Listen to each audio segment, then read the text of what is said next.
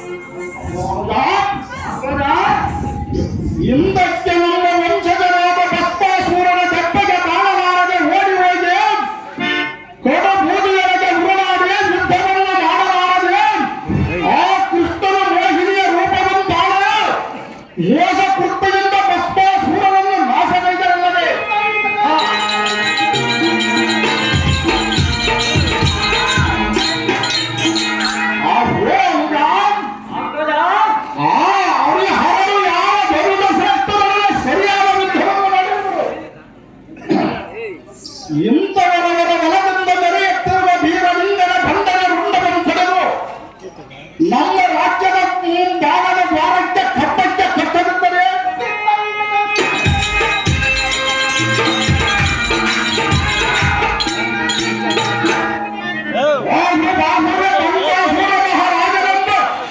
ಮಾನವೀಯತೆಗೆ ತಕ್ಷಣವೇ ಆ ವೀರಲಿಂಗನನ್ನು ಸನ್ಮಾನಿಸುವುದಕ್ಕೆ ಓಡಾಡೋದು ಕಮ್ಮ ಕುಳಿತು ಬರ್ತೀನಿ.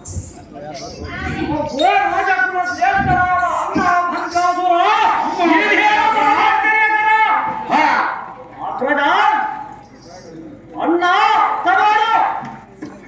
ದಕ್ಷಿಣ ದಿಕ್ಕಿನ ಕಡೆಯಿಂದ ಬರುತ್ತಿರುವವರಾರುವ ಆ ಮುನಿವರ ಆತನನ್ನು ವಿಚಾರಿಸಿದವರು ಅಣ್ಣ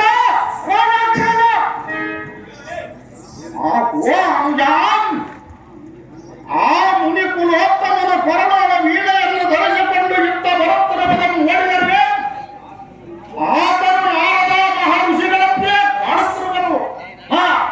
ಲೋಕ ಸಂಚಾರಿಗಳಾದ ನಾರದರಿಗೆ ತಿಳಿಯಲಾರದ ವಿಷಯವೂ ಕಾಣದಿರುವುದು. ನಾವು ತಕ್ಷಣದ ವೀರಲಿಂಗನನ್ನು ಸತ್ಕರಿಸುವ ಉಪಾಯವು ಮುನಿ ಪುಣ್ಯವರಿಂದ ತಿಳಿದಂತ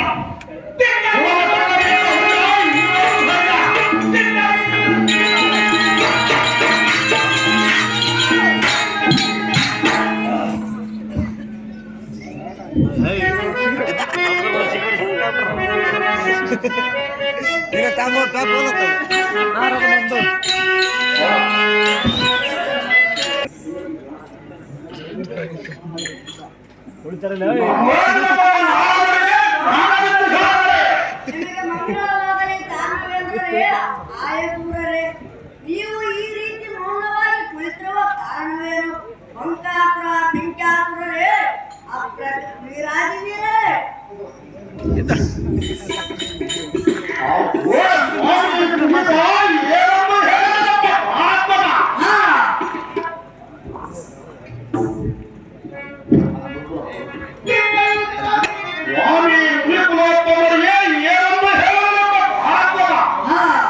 ಸುರಶ್ರೇಷ್ಠರಿಗೆಲ್ಲ ಮತ್ತೆ ಮಾರೆಯಿಂದ ಮೆರೆಯುತ್ತಿರುವ ಧರ್ಮ ಶ್ರೇಷ್ಠರಾದ ದೊಳ್ಳಾಸುರ ಕೋಪಾಸುರರನ್ನು ಹಿಂದಿನ ದಿನ ರಣರಂಗಣದಲ್ಲಿ ಮೊದಲೆಂಬ ಭೀಕರವಾದ ಸುದ್ದಿಯಂತೆಯಲ್ಲಿ ಎಲ್ಲ ಹೃದಯದೊಳ ಶಿಟ್ಟೆಂಬ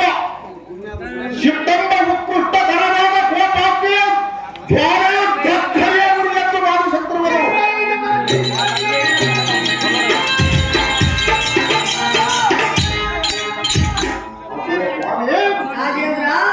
ಈ ಸಮಯದಿಂದ ಆಗಮನವನ್ನು ಕಂಡು ಸಂತೋಷವನ್ನು ಮಾಡಿದರು.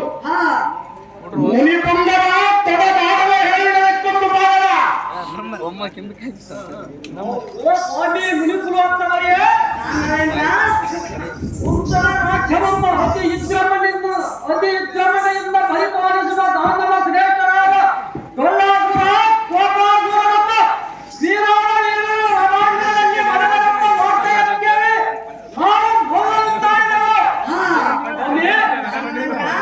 ಈ ಸಮಯದಲ್ಲಿ ನೀವು ಬಂದಿರುವಾಗಿ ನೀರುವರೆಗೆ ಎಲ್ಲಿಂದ ಬಂದು ದೊರೆತಂತಾಯಿತು ಸ್ವಾಮಿ. ನಾರಾಯಣ ನಾರಾಯಣ, ಇದು ಏನು ಸಂಗತಿ? ಅಸುರವೀರರಾದ ಮಂಕಾಸುರ ಸಂಖ್ಯಾಸುರರೇ, ನೀವು ದಾನವರಲ್ಲಿ ಶ್ರೇಷ್ಠರು, ಸುರರಿಗೆ ಕಷ್ಟವನ್ನು ಕೊಡುವುದರಲ್ಲಿ ನಿರ್ಭೀತರು. ಅಷ್ಟಕುಲ ಪರ್ವತಗಳನ್ನು ಒತ್ತಟಿಗೆ ಎತ್ತಿರುವ ಆಯಸೂರರು. ಅಂದ ಮೇಲೆ ನೀವು ಈ ರೀತಿ ಭಯಭೀತಿ ಆಗಿರುವುದು ಕಂಡು ನನಗೆ ಬಹಳ ಸೂಚಕವಾಗಿ ಕಾಣುತ್ತದೆ. ಈ ನಾರದನ್ನು ಕಂಡು ಬಡವಾಗಿ ಬಂದೆನೆಂದು ಭಾಷೆ ಮಾಡಲಾರತಾನೆ. ಎಂದಿಗೂ ಮಾಡಬಲ್ಲ ಸ್ವಾಮಿ. ನೀವೆಲ್ಲಿ, ನಿಮ್ಮ ಪರಾಕ್ರಮವೆಲ್ಲಿ? ಈ ತಮ್ಮೂರಿ ಎಂಬತ್ತುಕೊಂಡು ತಿರುಗುವ ನನ್ನಂತ ಬಡಜೋಗಿಯನ್ನು ಕಂಡು ಆಶ್ಚರ್ಯಾಗಿ ಎಂದು ಕೇಳುತ್ತಿರುವೆನೆಂದು ನೋಡಿದರೆ ನನಗೆ ಮುಜುಗರವಾಗುತ್ತದೆ. ಸಂಖ್ಯಾಸುರರೇ, ಅಪ್ರತಿಮವೀರರೇ,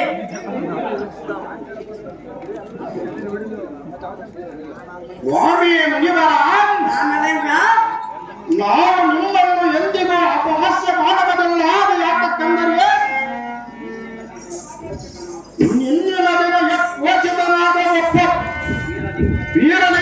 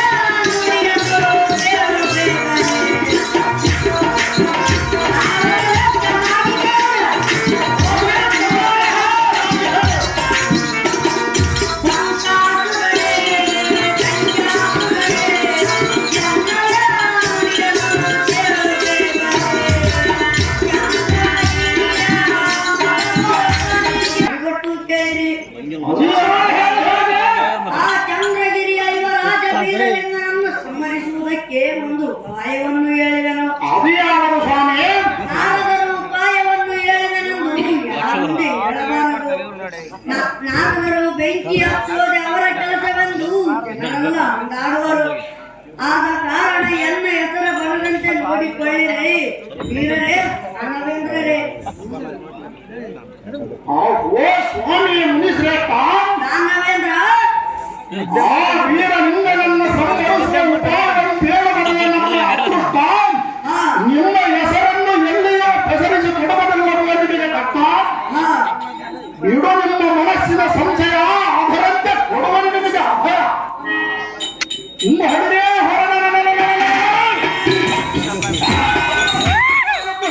ಒದ್ದಿಸಿ ಬರುವುದಕ್ಕೆ ತಡ ಮಾಡುವ ಓ ಲೋಕ ಪಾಲಕರಾದ ನಾರದ ಮಹರ್ಷಿಗಳೇ, ದಾನವೇಂದ್ರ ನಮ್ಮನ್ನು ನೆಮ್ಮದಿಯ ಹೊರ ಉಪಾಯವನ್ನು ಸ್ವಾಮಿ, ನಿಮ್ಮ ಮೇಲೆ ಎಲ್ಲಷ್ಟು ಸಂಶಯ ಬಾರದಂತೆ ನಾವು ನೋಡಿಕೊಳ್ಳುತ್ತೇವೆ. ಸ್ವಾಮಿ ಸತ್ಯವಂತರೇ, ದಾನವೇಂದ್ರರೇ ಚೆನ್ನಾಗಿ ಕೇಳಿರಿ. ಸ್ವಾಮಿ ಚೆನ್ನಾಗಿ ಹೇಳಿ. ಎಲ್ಲರೂ ಚೆನ್ನಾಗಿ ಹೇಳಿ. ಸ್ವಾಮಿ ನಾರದರೇ, ಹಾಗಾದರೆ ಕೇಳಿರಿ.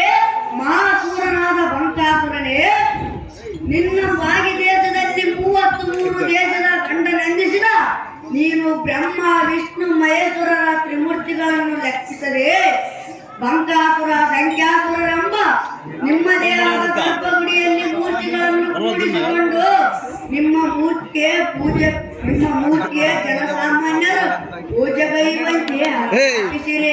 ಹೌದು ಸ್ವಾಮಿ. ನೀವು ಪೂಜೆ ನಡೆಸಿಕೊಳ್ಳುತ್ತಿರವಲ್ಲವೇ?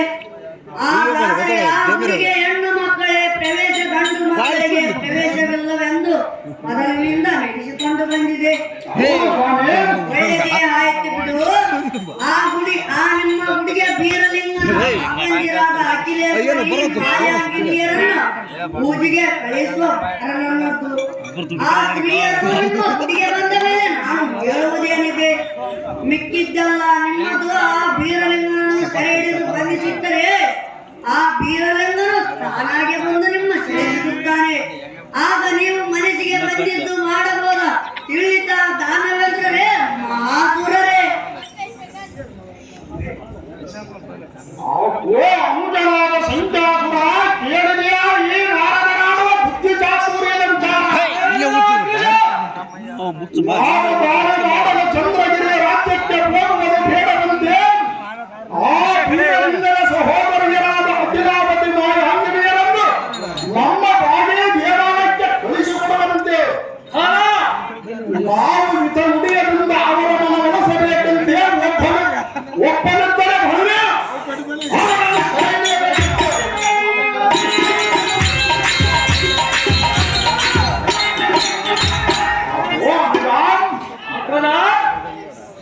ಇದನ್ನು ತಿಳಿದು ರೋಷ ವೇಷದಿಂದ ತರುಧಾರಿಯಾಗಿ ಬರುವನು ಆ ವೀರಲಿಂಗನು ಕ್ಷಣಾರ್ಧದೊಳಗೆ ಮಾಡಬೇಕಾದವರನ್ನು ಸಂಹಾರ.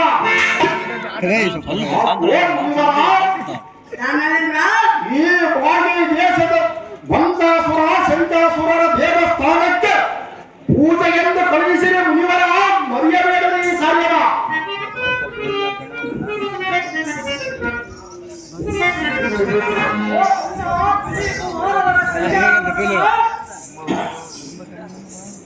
ಗೌರಿಯ ಚಂದ್ರಗಿರಿ ರಾಜ್ಯವೆಂಬತ್ತು ದಾನ ಧೂಳಿಯನ್ನು ಎಬ್ಬಿಸಬೇಕೆಂದು ಸಮಧಾರಿಯಾಗಿ ನಿಂತಿರುವ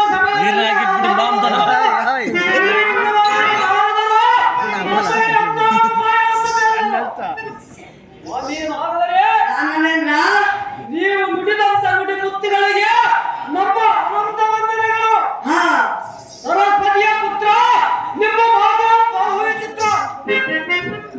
ಅವರು ಅಸುರ ಕುಲ ತೇಜರಾದ ಬಂಕಾಸುರ ಸಂಖ್ಯಾಸುರ ಸಹೋದರರೇ.